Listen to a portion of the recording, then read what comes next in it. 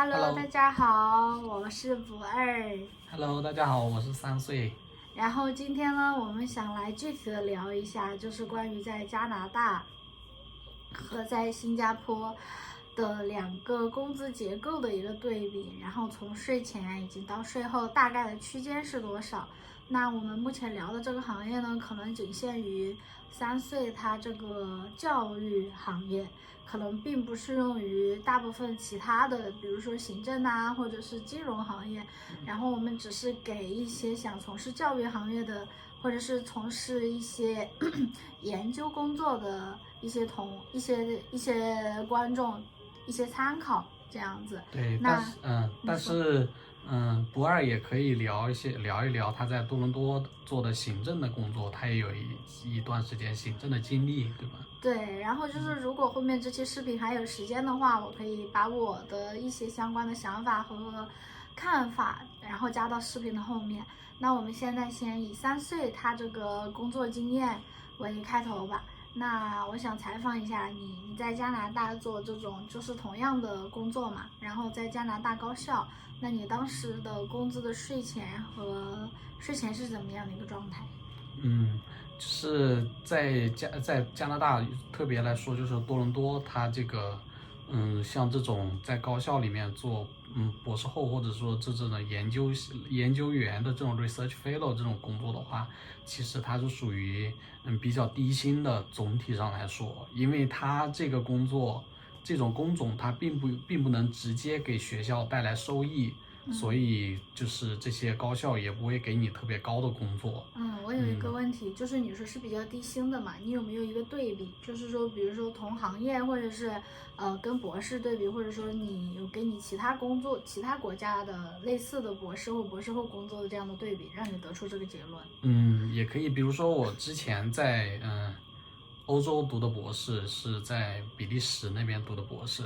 然后因为在比利时那边读博士岗位制，所以他的薪资福利它是属于非常好的，他甚至比我在多伦多读博士后到手的工资还会更多一些。就比如说我在多伦多，他的工资是税前基本上就是4000多新币一个月，但是税后的话，因为本身加拿大它税也比较高，所以它再一砍的话呢，就变成3000出头多一点。这样子的一个月，然后这个薪资水平，你只能保证你在多伦多一个基本的生活保障。然后但是之前的话，我在比利时，因为我本身不用就是这种学校读 PhD， 它的这些薪资它是免税的，所以它这个工资有2000多，接近3000欧元。然后它这里就比那个。就是我在多伦多税后到手会多很多，就是换算成人民币的话，因为欧元它是1:7，甚至有时候是接近1:8，对。但是在加拿大加元它是1:5点几的，然后更低的话还有1:4.9的情况，据我所知。对，最近就出现了1:4.9的情况。这个具体的话，它是一个工资的区间嘛。然后我知道的就是你在比利时的那种工资结构，比如说每年还有年终奖啊，就他们读博士也有年终奖，然后还有季度奖是吗？是一个4、5月份它有一个假期奖金 holiday bonus，然后年底它有一个节假日的，就是圣诞节期间它有一个end of year bonus， 就是年终奖的。所以加起来其实是14个月的工资是吗？对，13.5，将近14个月。那在加拿大呢？对，但在加拿大的话，它就没有了，它就是属于你是多少工资，它就是多少工资，没有其他的年终奖吗？对，没有其他的年终奖之类的。然后就是我讲到的，之前刚刚讲到了就是说，因为它本身这个博后，它这个岗位，它在加拿大，它没有产生对学校来说没有直接带来一些经济收益，所以它的工资会比较低。然后但是如果你是说你是助理教授的话，他就是另一种情况了，他的工资就会非常的高，就是一个非常大的一个一个月薪就能翻2倍、3倍这样子的情况。对，然后但是如果你愿意，就是除了搞科研，你还可以去教一些课的话，它这个情况又会不一样。这属于说你教一门课，它并不会占用你特别多的时间，比如说一个星期就只需要上3节课，每节课1个小时，但是这一门课大概是14-15个星期左右，能给你带来1万多加币的额外的收入。但是这个也是税前是吗？对，也是税前。所以的话，他们北美应该是比较注重你这个能产生的直接的经济效益，因为你做研究并不能带来直接的经济效益，所以你的工资还是属于比较低的。所以然后这是我知道的一个情况。然后如果说有的博后他又是不同的情况，我那个岗位它是属于只做研究，研究占100%，如果你要教课，他会给你额外的报酬。有的博后的就是岗位，他会要求你1年要教多少门课，就是他已经算在你工作的内容里面了。对，你这个说教课会有单独额外的费用，是因为你本身工作它是做纯研究型的，本身一开始就没有包含教学的。对的。然后如果你是有那个合同里要求了你要教多少门课的话，这个情况他的工资会稍微好一些，就能因为我不教课，我1年就是5万多，将近6万。但是如果你要教2门课，我最近有看到我之前那个学校有放出来一个博后的岗位，你要是教2门课的话，你就能直接给你带来8万加币1年，税前1年每年的收入。那其实也是很多了，对比起来的话。对的。那在新加坡呢，就是你能讲讲你目前的这个工资结构吗？在新加坡的话，就是这也是100%研究的那个岗位，但是它就会给的比那个之前在多伦多会高很多。因为可能它比较，我能感觉得到，它新加坡还是比较尊重人才，就是虽然你并不能给学校带来直接的收益，但是他还是会给你开很高的工资，就是来激励你。我有个想法，我想补充一下，因为像你说的，在新加坡工资特别高嘛，但是这只是仅相对于我们刚从加拿大做博后，就是那个非常低的工资的一个岗位转过来，所以相对而言就感觉很高。那其实新加坡它这个工资的话，在这些国家周围，或者甚至是在欧洲，或者是其他北美其他地区，可能它就是正常的一个区间，对吧？对的，它是正常的一个期间。我刚刚说到的是加拿大的情况，但其实在美国的话，它可能会比加拿大会好很多，它的工资会比在加拿大做博后会高挺多的。我们刚刚说到的对比，是因为我们刚从一个加拿大一个特别低的地方，一个极端的地方，然后来到了一个比较好的地方，所以我们的反差会特别大。对，其实据我所知，你目前这个工资的那个水平的话，其实在你们这个行业里面不算高的，而且像你有额外的福利嘛，就比如说安家费啊，或者是说你会有 bonus 嘛，在这边工作的话。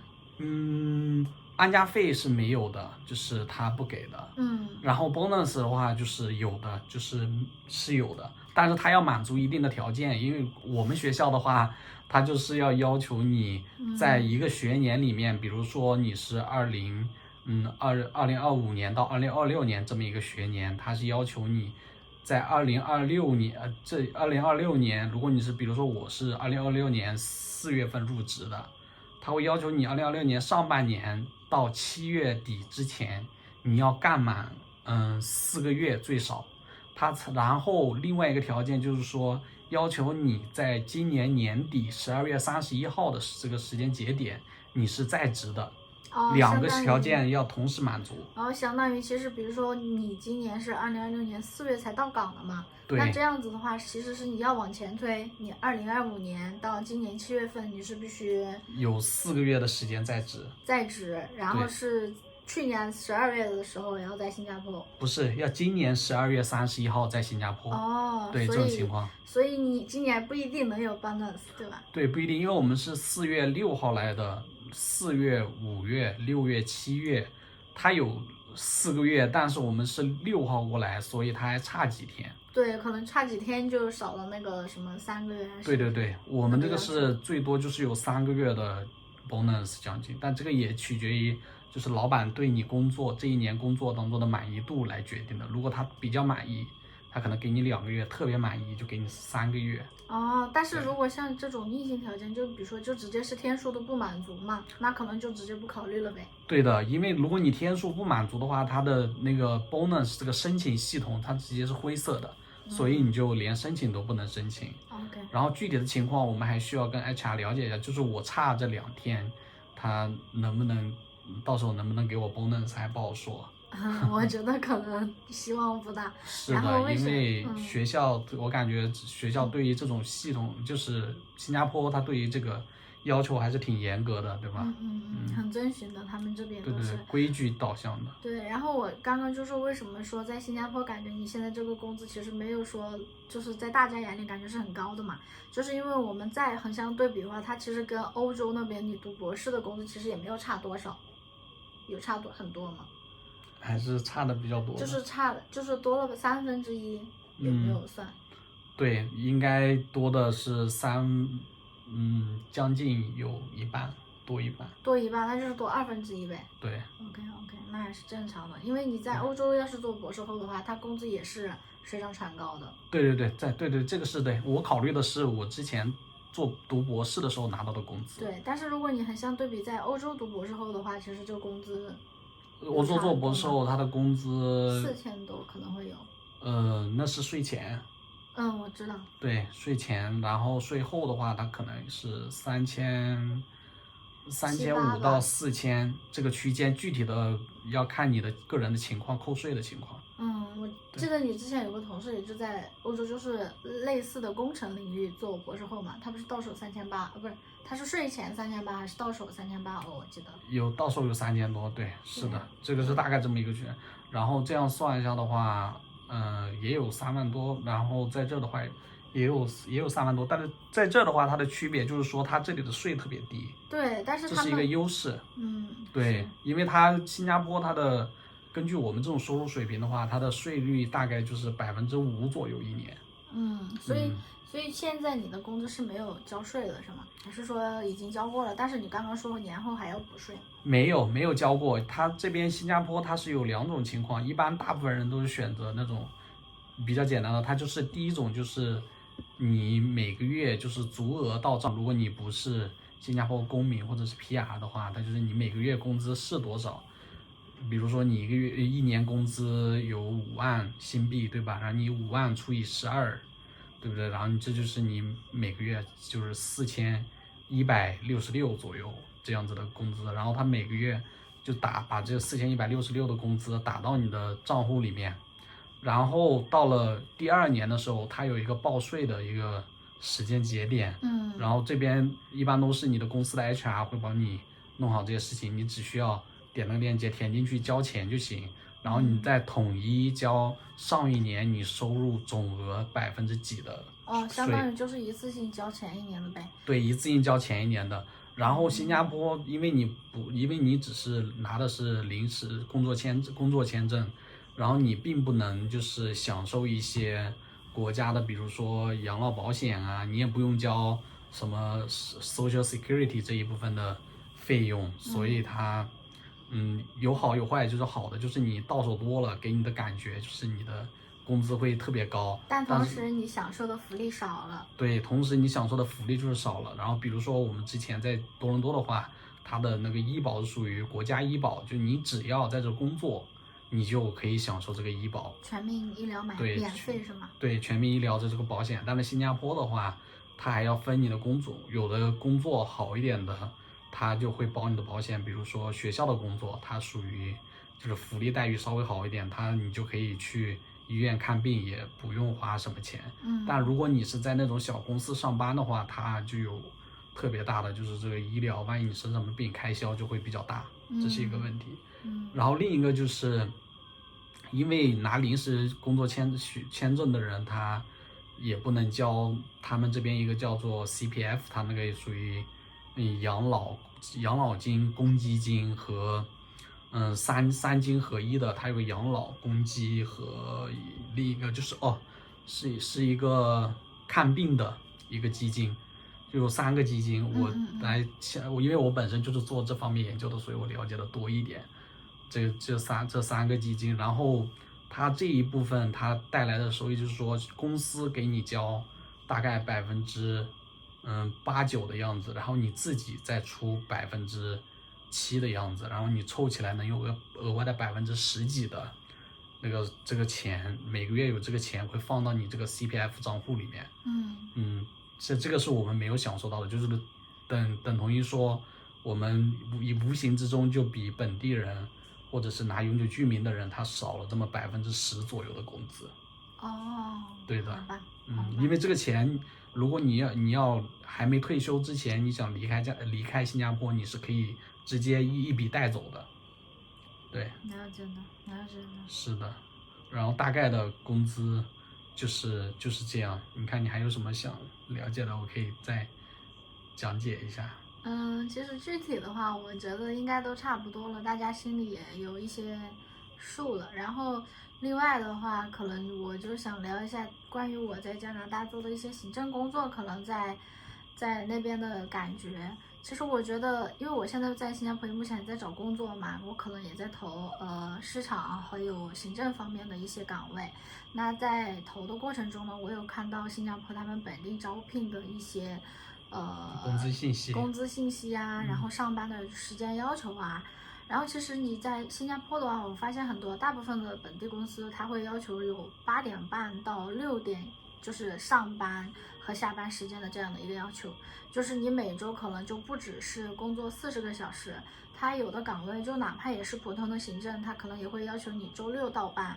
然后也有加班费嘛。但是就是这样子的例子是特别常见的。然后像这样的情况的话，我在加拿大目前是没有遇到过的。可能加拿大它也有一些私人的小公司可能会要求，比如说周末上班这样子。但是在我比如说找工作的平台上，比如说 Indeed 呀，或者是领英上面啊，但是看到这种要求周末加班或者是上不止40个小时这样的工作还是比较少的。然后工资区间的话，其实我觉得都差不多。然后因为行政嘛，它可能本身的技术难度啊，或者是经验也没有要求的特别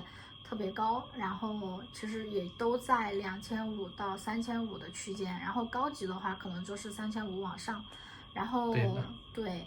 其实我觉得最主要的一个区别就是税的问题。因为比如说我在加拿大税前是3000多，那我税后可能就只有2000多加币到手。那在这边的话，你可能它的工作招聘上面就可能是写了3000多，那你到手可能也差不了多少，可能也是个3000多的新币，也不至于是2000多这样子，可能差就差在这边。然后像刚刚3岁说的一些福利待遇啊，其实对比起来的话，是加拿大那边职工的福利待遇会好很多。因为我之前有沾他的光，然后我享受到了免费的医疗，然后像拍片呐，或者是做一些简单的什么治疗啊，都是免费的，就是你都不用刷卡，然后你就给他那个什么 ID 还是什么，他们是有健康卡，一张健康卡。对，给他们看我的健康卡，他们系统里面直接就弄掉了，我不知道怎么弄的，反正就是不用付钱。那到新加坡之后呢，我一个明显的感受就是，他就是3岁